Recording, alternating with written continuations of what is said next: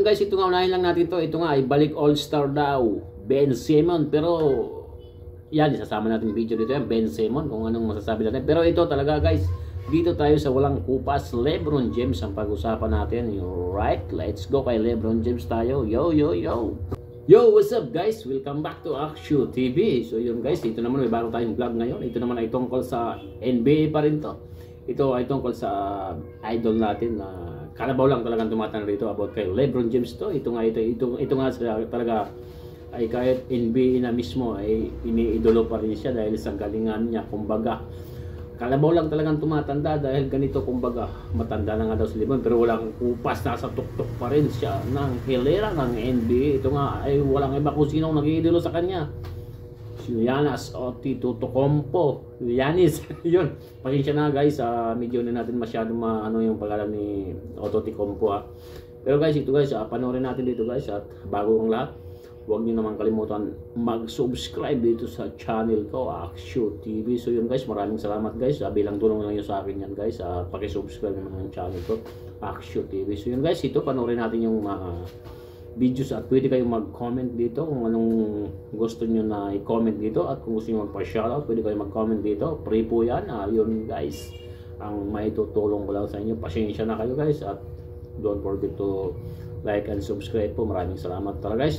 Play na natin itong video na to para mapanood natin guys. So si Giannis Antetokounmpo ay nasa usapan ng best player in the world for the last 5 years. Sa loob nga ng 5 taon na yan ay 5 beses siya naging All-Star. Nanalo siya ng All-Star Game MVP, 2 regular season MVP, Defensive Player of the Year, Championship, Finals MVP, at hindi din siya nawala sa All-NBA First Team at All-NBA Defensive First Team.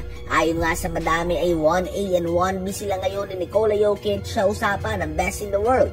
Well, sa isang recent interview ay pinakita nga ni Giannis ang paghanga niya sa 4-time MVP LeBron James. Ayon kay Giannis ay madaming beses na nang sinabi na very big fan nga daw siya ni LeBron. Naalala niya nga daw noong pumasok siya sa liga, unang season niya ito at 11th season naman ni LeBron.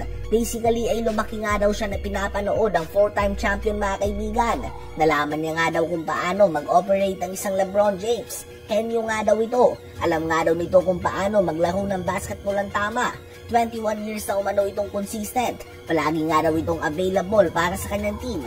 Kakaiba nga daw ito, talagang kakaiba. Tinawag din ito ni Giannis na arguably the greatest player of all time at hindi pa nga daw ito nalalaos.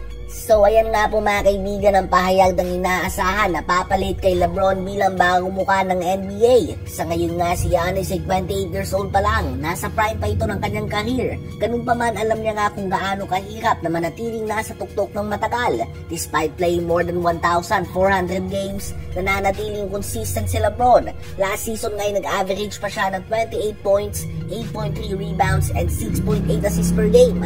MVP numbers pa din nga yan mga kaibigan. Sadyang mas magandang stats lang nga pinakita ng mga tulad nila Jokic, Embiid at Giannis. Kayo ba mga kaibigan, sa palagay nyo ba ay makakapasok ang Lakers at ang Bucks sa NBA Finals? Ngayon ay tumungo naman tayo kay Ben Simmons. Noon nga ay inulan siya ng batikos patapos ng mga palpak na performances at kung ano-anong rason kung bakit siya hindi naglalaro. Tila ba nangongolekta lamang ito ng sahod mula sa mga teams? At very frustrating nga ito dahil kung ikaw ay basketball fan na marunong manood ng basketball ng tama, nakakapanghinayang nga ang potensyal na meron si Ben Simmons. He can easily be one of the best players of this generation.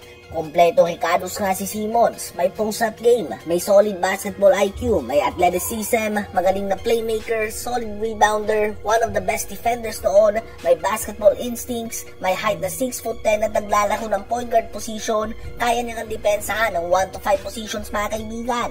Ang tanging kulang sa kanya ay ang shooting, isang bagay na nade-develop ng madami over time. Sophomore season niya nga ay nag-average na siya ng 17 points, 9 rebounds and 8 assists per game. Kaya ganun na lamang kadismayadong madami matapos siyang mag-decline kaagad. Ganun pa man bago nga mag-umpisa ang preseason ay nagbanta si Simmons na babawi siya. At ngayon ay pinapakita niya nga na nakabalik na ang kanyang dating bilis at aggressiveness. Balik all-star form na nga siya mga kaibigan at isa na ulit siya sa mga key players ng Brooklyn Nets ngayon kasama si Mikal Bridges. Titingnan na lang nga natin kung madadala niya ba ito sa regular season o kaya naman sa playoffs. Ano ba ang masasabi nyo tungkol dito? So yun nga guys, maibalik lang ni Ben Simmons yung kumpiyansa niya. Magaling naman talaga namang lalaro to si Ben Simmons. Wala naman tayong duda dito sa kanya. Ibalik lang yung kumpiyansa niya sa laruan niya. All-star caliber pa rin siya. So yun nga guys, diba, Ben Simmons balik all-star na naman to, malamang. Pero titingnan natin yan. Pero dito tayo sa walang kupas, LeBron James. So yun guys, maraming salamat guys, at huwag niyo kalimutan mag-subscribe dito sa channel natin. Maraming salamat. Peace out.